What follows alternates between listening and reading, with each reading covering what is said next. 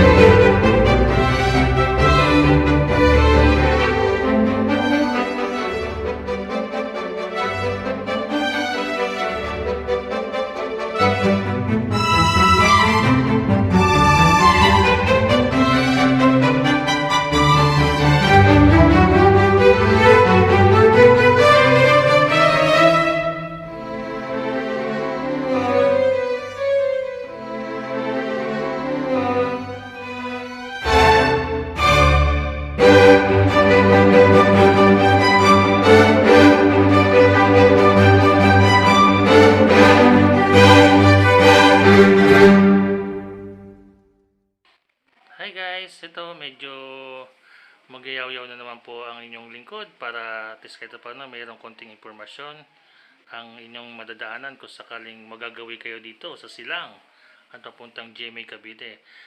Now, nandito siguro tayo sa Kaong Maguyam Road na to. Pero ito tinatawag nila silang General Mariano Alvarez Road. Pero dito guys, pag dito kayo naman, meron dalawa akong nakita na way, tadaanan pala. Pwedeng Silang Paliparan Road, lalabas ka na doon sa pinaka-Governor's Drive. Yung kabila naman, sa kanan ko naman, ay Calax, yung Cavite Laguna Expressway. Yun ang magagawa yan. Katulad yan, nakikita nyo merong tulay dyan. Connect yan. Yan ang project ngayon ng gobyerno. Kaya kudos sa government, sa LGU at saka sa national government sa pagpapaganda ng lugar na to. Dati kasi hindi naman to passable, hindi naman to diadanan ng karamihan. Ang dumadaan lang dito yung mga nakakalam lang talaga. Pero ngayon, dahil nga gusto makaiwas sa mga traffic, may mga alternate route na.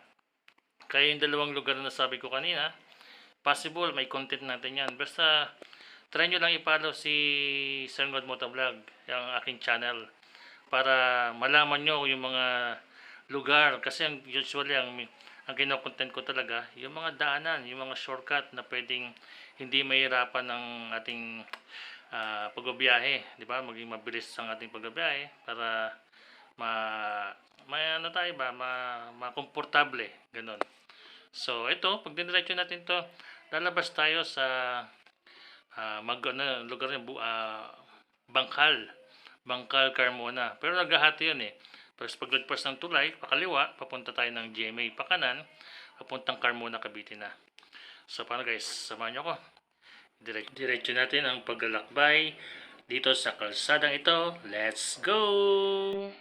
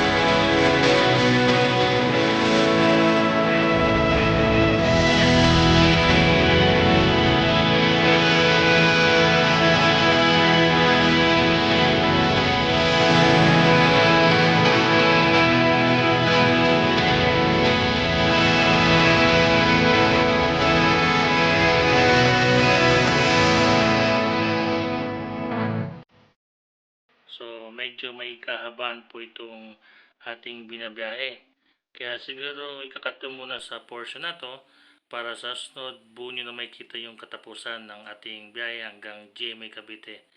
Kaya palambing naman sa inyo guys, don't forget to like, share, and subscribe to my channel para update kayo sa mga ipinapost kong mga content.